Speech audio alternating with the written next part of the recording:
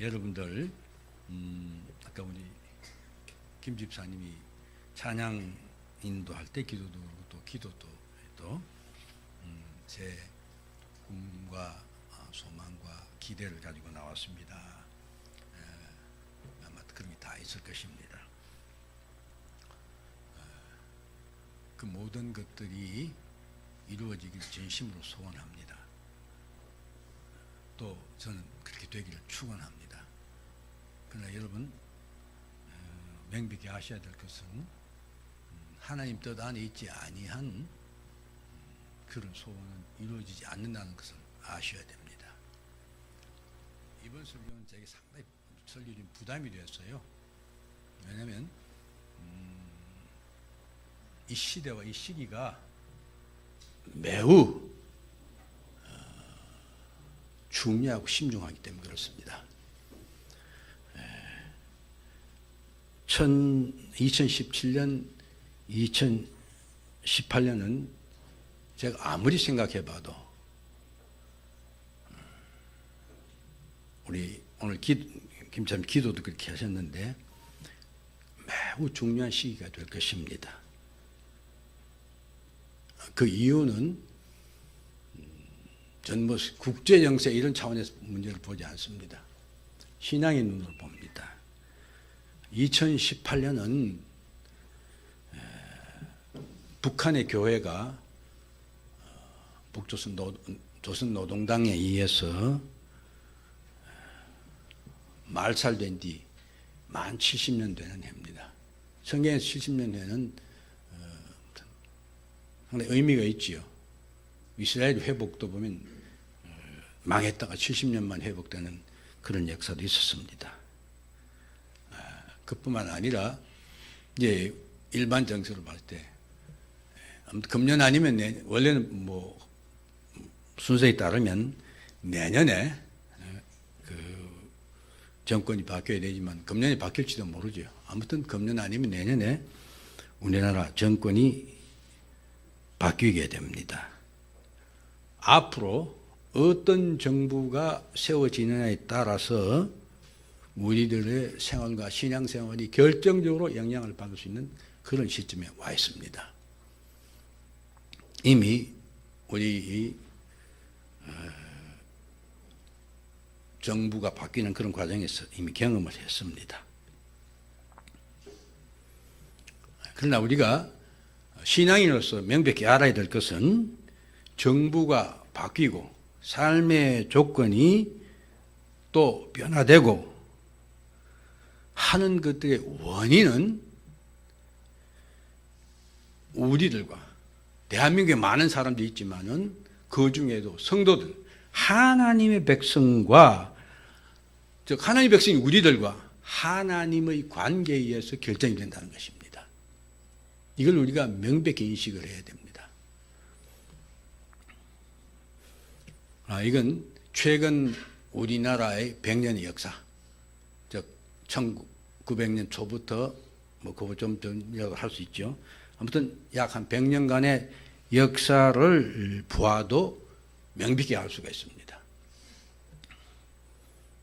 여러분들은 다르게 역사를 해석할지 모르지만 전 그렇습니다.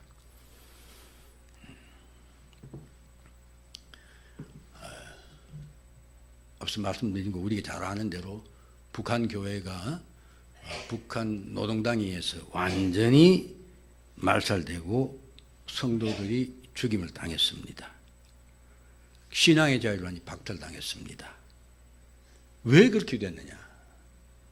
그것은 조선 기독교가 평양을 중심으로 해서 도입됐는데 그리고 부흥이 됐는데 하나님께서 부흥의 역사를 허락했음에도 불구하고 그 은혜를 쉽게 까먹었습니다. 그리고 곧 일본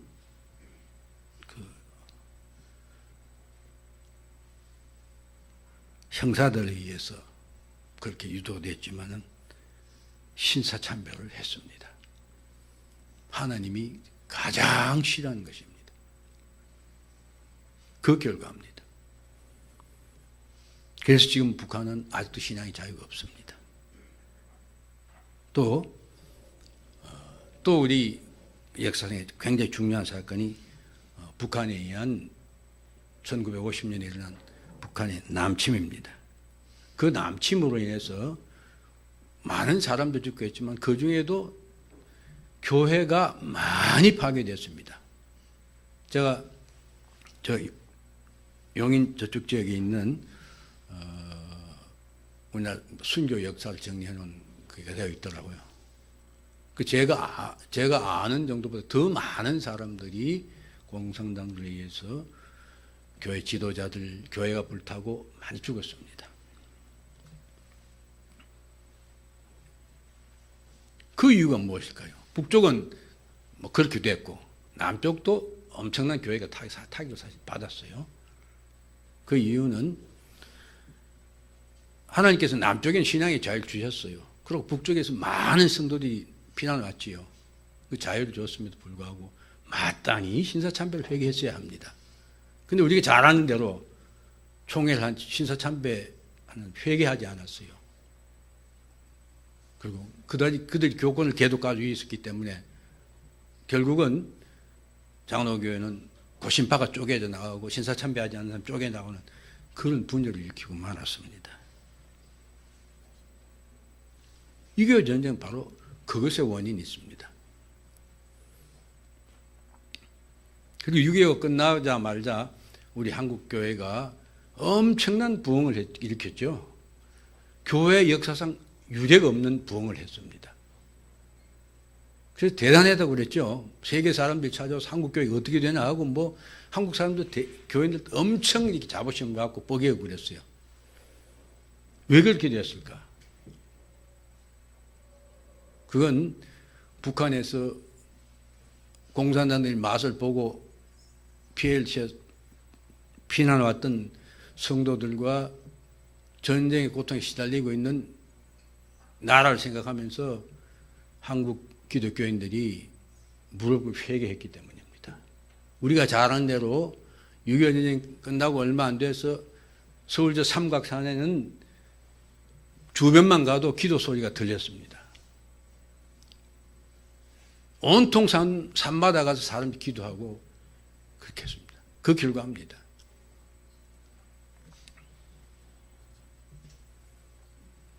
그런데 또 얼마 안 있어도 우리나라 역사에 엄청난 시련이 왔죠.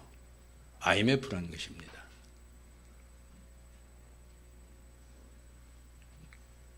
경제가 좋아지고 참 5,000년의 가난의 역사를 벗었다는 그런 경제 부흥 아니었습니까?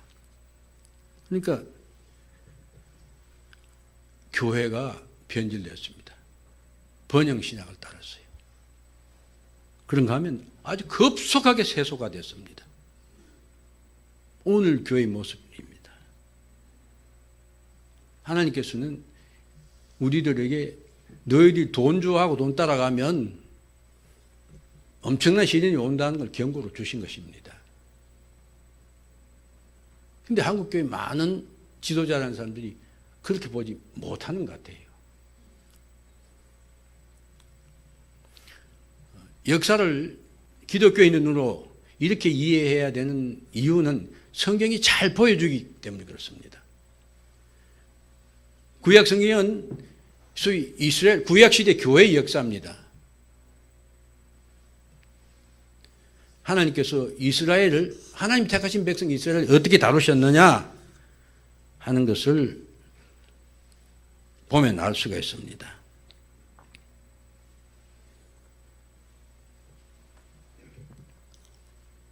더 나아가서 우리가 하나님과의 관계를 어떻게 해야 되는가 하는 것도 알 수가 있습니다. 제가 오늘 그 예로 엘리야 시대를 예를 들어 말씀을 드리겠습니다. 성경을 읽으려고 생각했으나 그냥 시간이 많이 걸릴 것 같아서요. 아무튼 열왕기 상 17장 이하 열왕기 마지막까지입니다. 예, 엘리야가 활동하던 시대였습니다. 북이스라엘의 왕 아합은 세상적으로 보면 굉장히 좋은 왕이었습니다. 나라를 부흥시키고 강력하게 해서 주변 나라를 지배하고 하는 그런 남북을 쪼개지만 북이스라엘이 아주 전성시대를 구가하던 그런 시대였습니다. 그런데 아마 그런 어떤 정치적인 목적 때문에 이렇게 했겠지만은 아합은 시돈 왕 엣바알의 딸, 바알신을 섬기는 나라입니다. 그의 딸 이세벨을 왕녀로 맞이해서 바알 신앙을 도입했습니다. 그리고 백성들에게 바알을 섬기게 했어요. 하나님 백성들이 바알을 섬기게 했어요.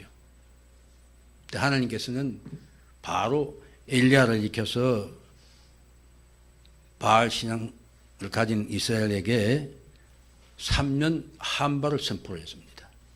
3년 동안 비가 한 방울도 내리지 않는다. 그래서 그대로 3년 반 기근이 왔습니다.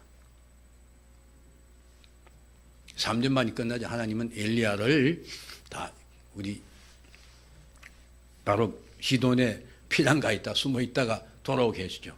돌아서는 갈멜산에서 바알 선지자들 450명을 우리가 잘 아는 이야기 있지 않습니까? 모으게 하고 기도로 대결을 하고 바알 선지자 450명을 다 시냇가에 데려다가 목쳐 죽였습니다.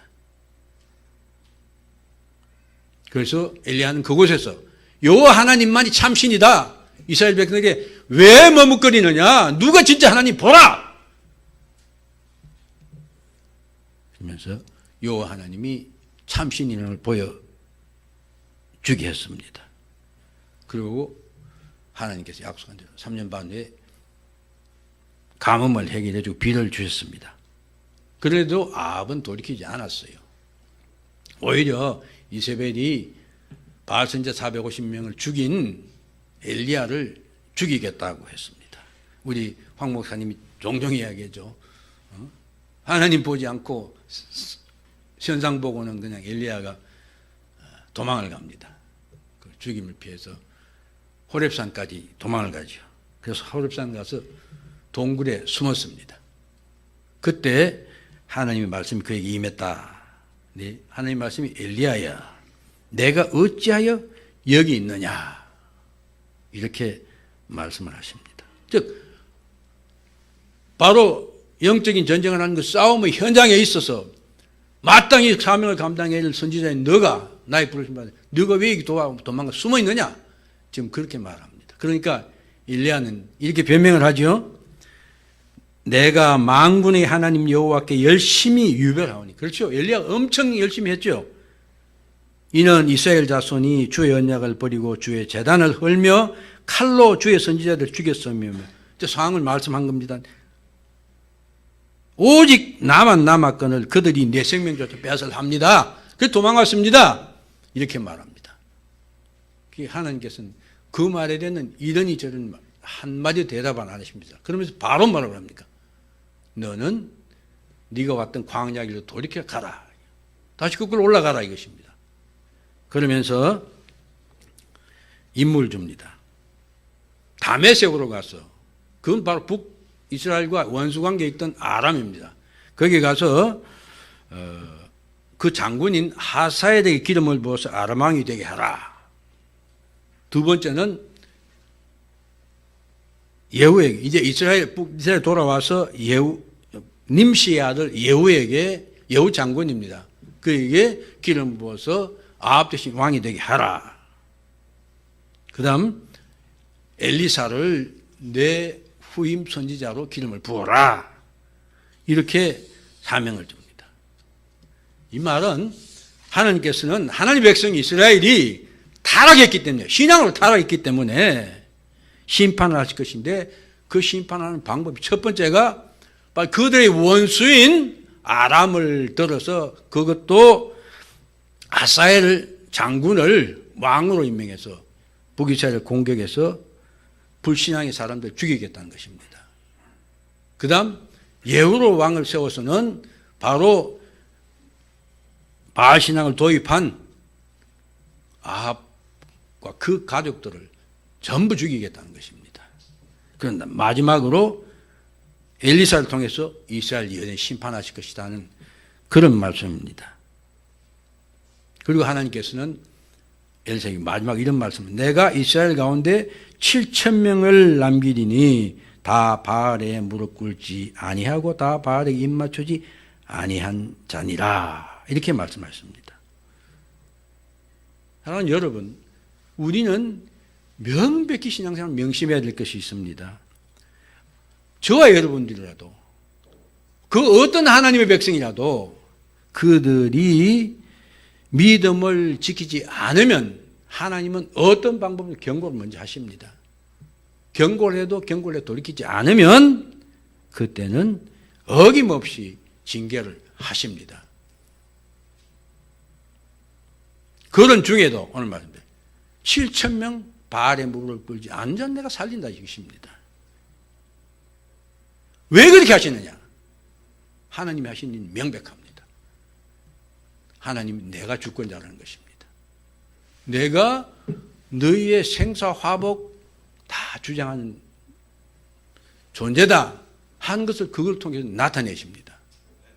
더욱이 우리 에스겔서나 이런 데서 구약선지서에 많이 나오죠. 하나님의 백성으로 하나님의 백성이 하나님만 바로 섬기지 못함으로 말미암아 하나님의 이름이 네, 무엇을 도와드릴까요? 우습게 되고 모독받는다 이것입니다. 하나님 그렇게 하심으로 하나님 백성 섬기지 못한 자들을 징벌하심으로 하나님이 스스로 자기의 종교의 이름을 찾겠다는 것입니다. 하나님은 자신의 이름이 함부로 더럽혀지는 절대로 용납하지 않습니다. 우리가 인해서 더럽혀진다면 신규로 저장된 음성 메모가 없습니다. 이걸 아셔야 됩니다. 자, 이런 하나님이 우리를 또 세상을 어떻게 통치하시고 주권자로서 어떻게 그 주권을 행사하시는가를 생각해 볼 때 참 안타깝게도 우리 한국교회는 제가 아무리 좋게 생각해도 상당히 비관적인 결론을 낼 수밖에 없어요. 왜? 하나님의 경우, 바로 지금 말 역사적으로 하나님 계속해서 우리에게 경고를 하신 것입니다. 그럼에도 불구하고 진정한 회개를 하지 않습니다. 제가 어제 그저께 저녁에 포항에서 올라온 어떤 믿음이 좋으신 장로님 권사님 부부를 만났는데 그때도 걱정이 거기였어요. 우리 한국 교회가 문제다. 잘못됐다. 회개해야 된다. 그렇게 말하는데도 진짜로 회개하는 사람은 아무도 없다는 거예요. 교회 지도자도 심지어는 회개해야 된다 하는 사람조차도 그렇게 안 한다 이것입니다. 이게 얼마나 심각한 문제입니까? 회개는커녕 오히려 점차 더 타락의 길로 가고 있다 이것입니다. 자, 그 아주 구체적인 현상이 우리 장로교회에서 다른 교단은 어떤지 모르겠는데 바른교회 3대 지표라는 게 있습니다. 이게 진짜 기독교냐 아니냐 판단하는 세 가지 있는데 첫 번째가 복음이 바로 전파되어야 된다는 것입니다. 그럼 두 번째가 성례가 바로 집행되어야 된다. 그리고 교회 안에 권징이 제대로 시행되어야 된다. 이 세 가지입니다. 자, 그런데 이 세 가지가 어떻게 무너지고 있습니까? 복음을 선포하는 것이 아니라 이 땅에서의 번영을 선포합니다. 그런 교회 그렇게 하고 재미있게 하고 그런 교회 사람들이 몰립니다. 그리고 그들이 큰 소리 치고 한국의 기독교 대표자라고 말합니다. 그런가 하면 우리 교회는 그렇지 않죠. 근데 직분을 직권으로 합니다. 직분을 바꿨어요. 장로면 오늘 아까 재직 임명하면서 자 섬기라 그런 말씀입니다. 직분은 섬기도록 주신 것입니다. 그런데 어떻습니까? 장로 되면 대단합니다. 장로 되면은 장로들 된 분들이 어떤 생각을 하냐면 교인들이 자기한테 와서 다 인사해야 되는 줄 생각합니다. 제가 장로 되어 봐서 알아요.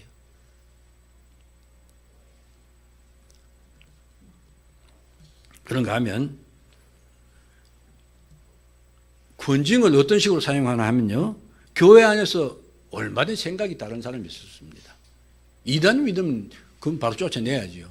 그러나 생각이 다른 사람 많이 있을 수 있습니다. 근데 우리는 성경 말씀은 우리를 그걸 다 용납하라고 그러죠. 신앙이 높낮이 생각이 다르면 용납하라고 그러는데 권정을 어떻게 사용하냐면 자기하고 생각이 안 맞는 사람, 특히 목사들이 그런 짓을 합니다. 자기한테 자꾸 대든다 이거죠. 그러면 징계위원 회부를 해가지고 쫓아내버려요.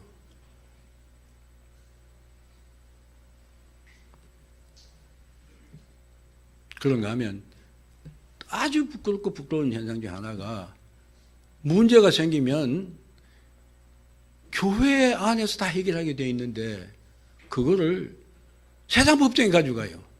그래서 그거를 정의를 밝히겠다, 옳은 것을 밝히겠다고 그렇게 해서 옳은 것 얻었으면 뭐합니까?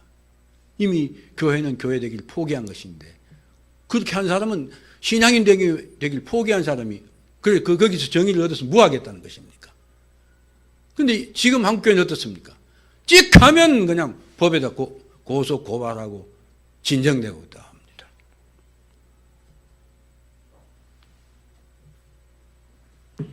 또 하나 심각한 우리 황 목사님 면에 일을 많이 내는 것이죠. 지금 세상 문화가 동성애나 이런 것들이 우리를 공격하지요. 그런가 하면 이방 종교 무슬림이 심각할 정도로 교회를 위협하고 있습니다. 그런데 이것을 권력으로 막겠다고 생각하는 것입니다. 그래서 정당을 만들고 그 교회를 정치 도구화 만들었어요. 이게 한국 교회의 모습입니다. 그러면서도 그런 사람들이 오히려 더 큰 소리 치고 그들의 주장이 옳다고 주장합니다. 자, 여러분. 지금 하나님께서는 우리 최근의 역사 중에서도 명백한 경고를 하셨어요. 하나님께서는 우리나라에 그래서 뭐 이렇게 표현하는 게 정말 어떤 좌파 정권이 10년간 통치를 하게 했어요. 그렇죠? 전 그게 하나님 뜻이라고 봅니다. 근데 우리 잘 아는 대로 그 결과가 뭐 다른 건 다지 뭐 그 사람이 나라를 팔아먹었다고 온갖 소리를 하는 건 그런 건 사실 의미 없어요.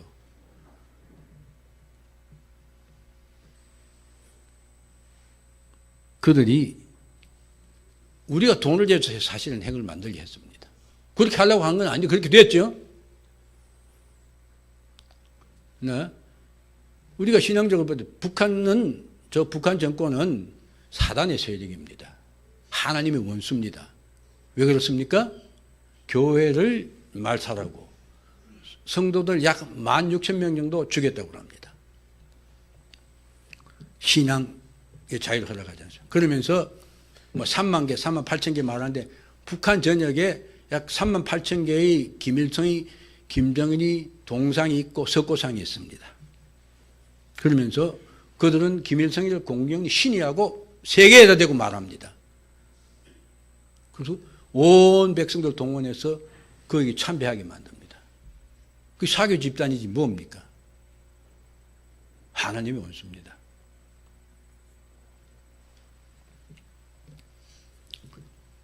그들이 핵무기를 만들더니 뭐라고 합니까? 너희들 내 말 안 들으면, 우리 말 안 들으면 불받아 만들겠다. 그렇죠? 공갈이죠? 그건 분명히 하나님이 우리를 향하신 경고입니다. 우리가 그렇게 못 듣는다면 우리의 신앙 귀가 막힌 것입니다.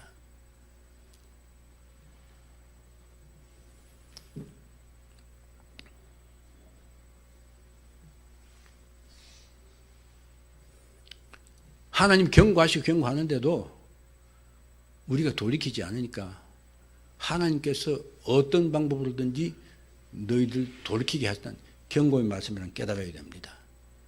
즉 이스라엘 역사를 보면요, 하나님께서 그 친한 사람이 와서 친한 관계 있는 사람들이 와서 하나님의 백성을 괴롭힌 게 아니에요. 하나님이 원수된 자들 들어서서 쳤습니다. 바벨론을 더 쳤지요. 지금 조금 전에 나온 아람을 더 쳤어요. 하나님의 백성도 원수된 관계 있는 나라들을 그늘 하나님의 백성 쳤다 이것입니다. 그런 점에서 제가 볼 때는 전 마음이 타는 듯합니다. 2017년 정말 금년은 정말 중요한 해입니다. 왜? 2018년까지 고려해 볼 때 우리가 하나님 앞에 긍휼을 구하고 회개하고 돌이킬 마지막 기회다 이것입니다.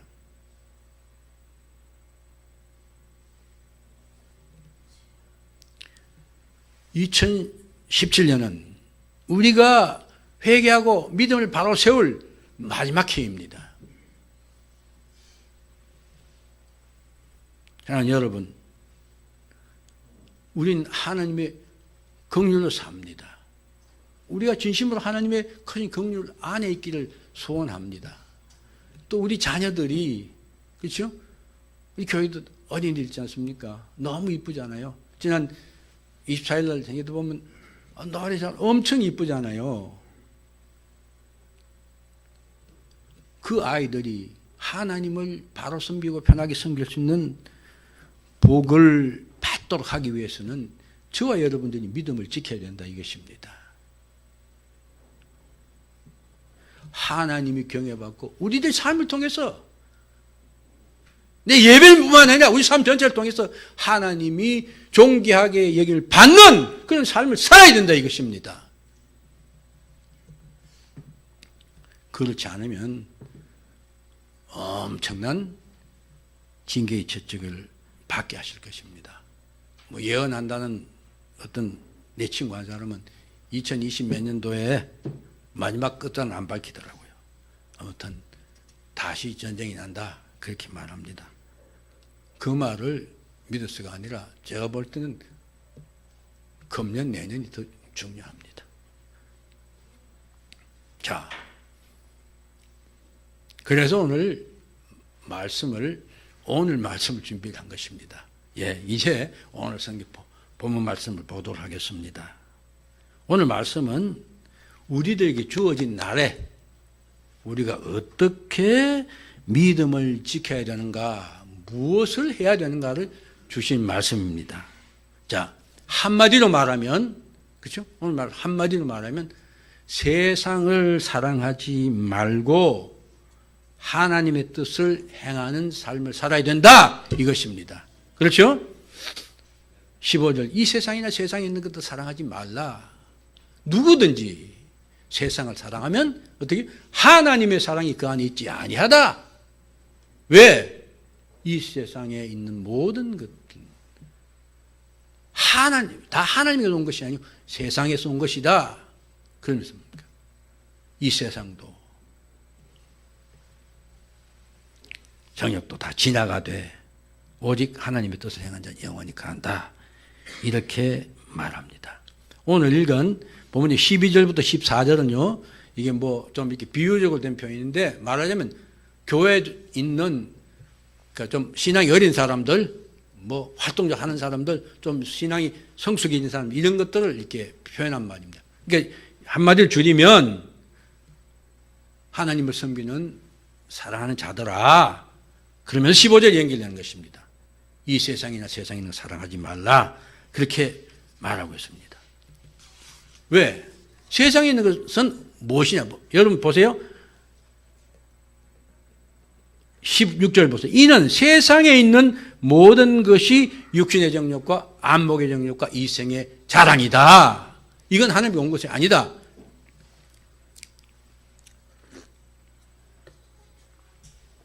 근데 여기서 세상이라는 말이 코스모스라는 단어로 써졌어요. 코스모스는 일반적으로 우주를 가리키는 말이죠. 하나님의 창조 세계 전체를 말할 때 코스모스. 근데 코스모스가 그런 뜻만 있는 것이 아니고 여기서는 인간 세상, 그 타락한 세상, 그렇기 때문에 구원받아야 될 세상, 더 나아가서는 하나님을 대적하는 악한 세력인 사단의 통제를 받는 모든 시스템이나 모든 체계들, 그런 의미입니다. 요한복음 15장 18절에 보면 세상이 너희를 미워하면 너희보다 나를 먼저 미워한다. 즉 뭡니까? 하나님을 미워하는 게 세상이다. 바로 그런 세상을 의미합니다. 그러므로 세상을 사랑하는 사람은 당연히 그 마음에 하나님의 사랑이 있을 수가 없죠.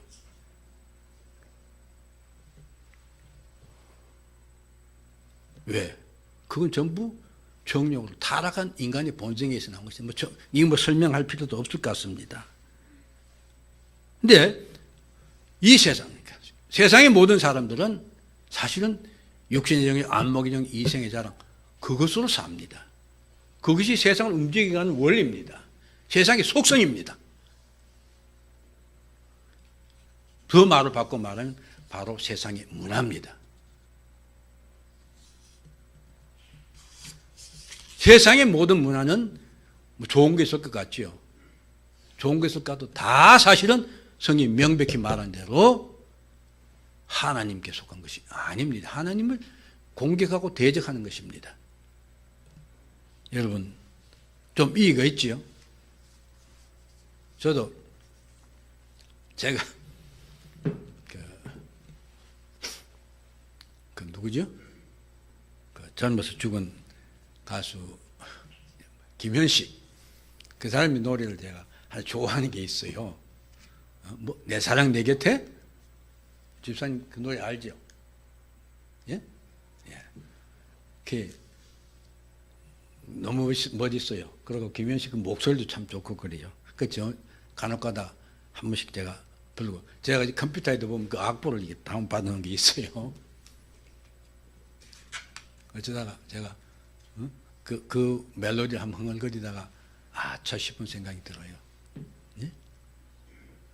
하나님을 찬양하고 하나님 노래 찬송가 불러도 모자랄 시간에 목사님 네가 뭐 하고 있느냐? 예.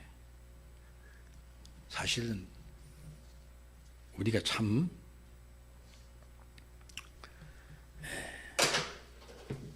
이게 헷갈릴 때가 많이 있습니다.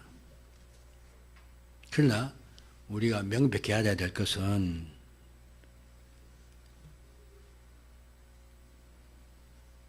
이 모든 것들이 결국은 하나님을 거역하는 것이라는 것입니다. 그렇기 때문에 저와 여러분들은 예수 알기 전에 우리가 생각했던 사고방식, 생활방식, 이 모든 것을 전부 바꿔야 됩니다. 로마서 13장 14절이 말한 것처럼 오직 그리스도로 옷 입고 정욕을 위하여 육신의 일을 도모하지 말라. 우리는 예수 그리스도 옷 입고 예수 그리스도를 행동해야 되는 것입니다. 그런데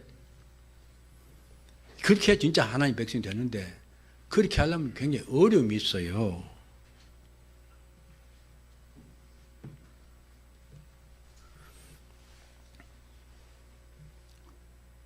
사실은 우리 힘으로는 되지 않지요. 할 수가 없다는 게 정확합니다. 우리 이 집사님이 지난번에 내가 점심 먹고 이야기하다가 남성교회 회원들이 많아 이랬는데 근데 좀 친구들 데려오세요. 그랬더니 이 집사님이 이런 말을 하더라고요. 제 친구들은요, 제가 예수 믿는 줄 몰라요, 아무도. 그래서 제가 엄청난 충격을 먹었어요. 예? 그 말은 고백이죠. 내가 정말 예수 믿는 사람답게 살지 못한다 하는 그런 말씀일 겁니다. 네 극복해야 됩니다. 근데 이게 어렵습니다. 왜? 우리가 태어날 때부터 우리는 세상 문화 속에서 삶의 방식과 사고하는 방식과 모든 걸 배워왔기 때문에 그렇습니다. 또 어려운 점은 뭡니까? 우리가 이제 예수 믿고 깨닫고 이것을 털어버리고 새롭게 하려 할 때 저항이 엄청 많죠. 그게 또 어렵습니다. 그래서 하나님께서는 우리들에게 성령 하나님을 보내셔서 우리를 하여금 신앙을 갖게 하셨을 뿐만 아니라 우리가 이 땅에서 하나님 주신 소원 갖고 살도록 하십니다. 빌립보서 2장 12절 13절에 보면 뭡니까? 항상 복종하여 두렵고 떨림으로 너희 구원을 이루라. 그렇게 말씀을 하시고 너희 안에 행하시는 이는 하나님이시니 자기의 기쁘신 뜻을 위하여 너희로 소원을 두고 행하게 하신다. 그렇게 말합니다. 그러니까 하나님께서 우리에게 하나님의 뜻을 행하도록 하는 그 마음도 주시고 그렇게 한다 이것입니다. 그래서 고린도서 5장 17절에 말한 것처럼 예수 믿는 사람은 누구든지 그리스도 예수 안에 있으면 새로운 피조물이라. 옛것 선지자 보라 새 것이다 이것입니다. 예수 믿는 사람은 새 사람입니다. 오늘 말씀 있는 것처럼 바로 그 새 사람은 세상을 추종하고 세상 것을 따라가고 세상 흉내내고 세상 것 즐거워하고 세상 것 취하는 것 아니라 하나님의 뜻을 행하는 자로 살아야 된다. 오늘 말씀 그것입니다.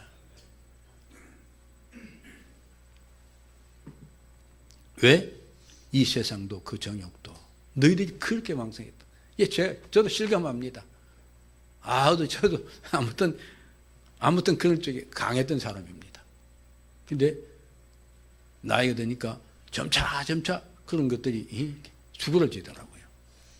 다 지나가지만은 오직 하나님의 뜻을 행하는 자는 영원히 거한다. 바로 이것입니다. 자, 그러면 이제 하나님의 뜻을 조금만 생각해 보고 끝내고자 합니다. 우리가 하나님 뜻 때문에 나중에 한번 또 하나님의 뜻에 본격적으로 제가 한번 언급되는 시간이 있을 것입니다. 하나님의 뜻이 나를 향하신 하나님의 뜻 이진호 집사님 나를 향하신 하나님의 뜻이 뭐죠? 어떻게 생각하세요? 근데 성경에 보면 다 있어요. 근데 우리는 보면 자꾸 내가 집을 살까 말까 할 때 이게 하나님 뜻입니까 아닙니까? 황 목사님도 교회를 이리 옮길까요 말까요? 근데 하나님 뜻을 사실 그건 하나님 찾는 거 아닙니다. 정확히 말하면 하나님 뜻은 이미 성경 속에 다 나와 있습니다. 그 외의 거는 하나님 우리에게 자유를 주셨어요. 그래서 하나님을 사랑하는 자고 그 뜻대로 부르심을 입은 자들에게 모든 것이 합력하여 선을 이룬다. 우리가 하나님을 사랑하는 마음을 가지고 하나님 뜻을 행하겠다는 마음을 가지고 하나님 백성에게 살기 위해서 노력하면서 내가 하나님께 주신 내 의지를 가지고 일을 선택해 가면 잘못된 일을 선택할 리도 없고 혹시 그것이 잘못된다 해도 그것은 하나님 뜻을 이루는데 다 합력하여 선을 이루게 되어 있지 망하게 되어 있지 않다 이것입니다. 그걸 보면 성경에는 하나님 뜻은 우리 구원이다.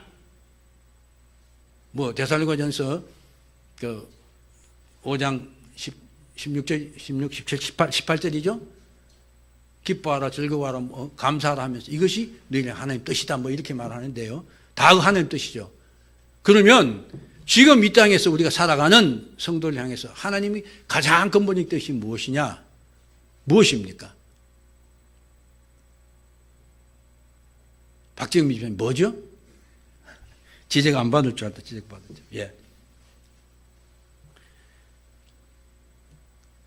우리의 거룩함입니다. 이 세상에서 우리가 이 땅에서 인간으로 살면서 우리가 해야 될 근본적인 것이 바로 거룩함을 이루는 것입니다. 성화입니다.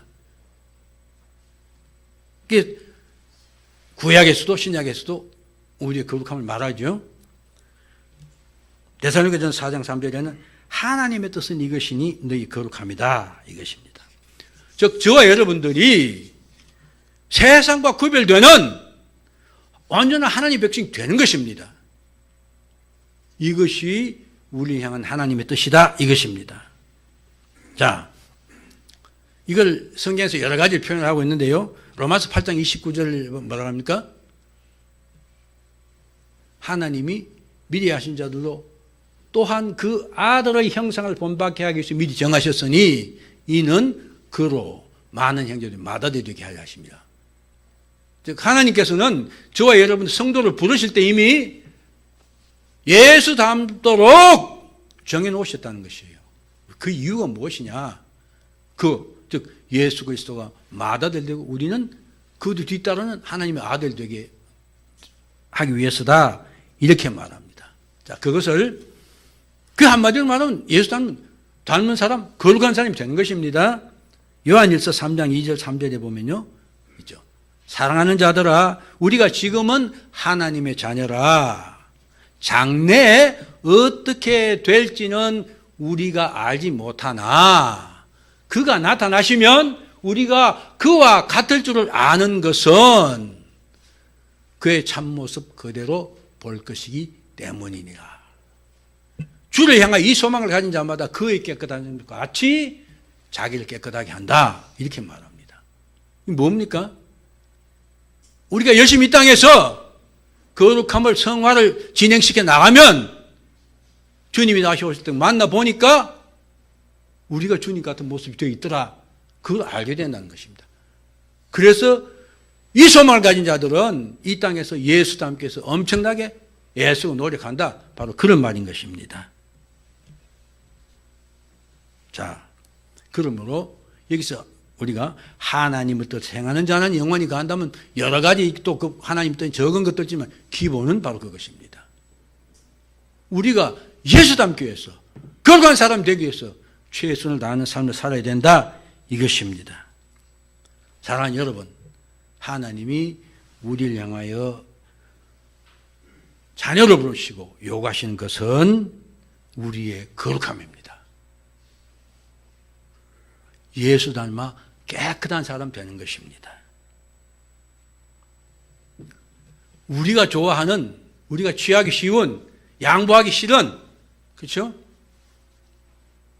뭐 오늘 저녁에 예배 나오시죠 하는데 이거 있는데 뭐 걸리는 게 많죠? 나 그런 것들을 다 일시적으로 있다 없어지는 것이에요. 그리고 그것들은 우리를 하나님 나라로 가게 하는데 전혀 플러스가 안 돼요. 오직 우리의 거룩함, 예수 닮기 위해서 애쓰고 노력하는 것, 그것입니다. 자, 앞서 말한 금년 한 해 정말 중요합니다. 우리 자신과 우리 자녀들이 어떻게 될 것인가 하는 문제, 우리 좀 더 긴 장래 결정적으로 영향을 미치는 한 해가 혹은 금년 내년이 될 것입니다.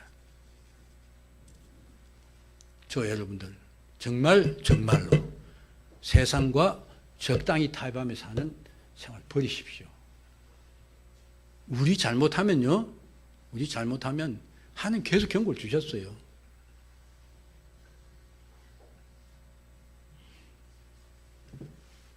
우리나라가 두 번째로 핵폭탄 맞는 나라가 될지 모릅니다.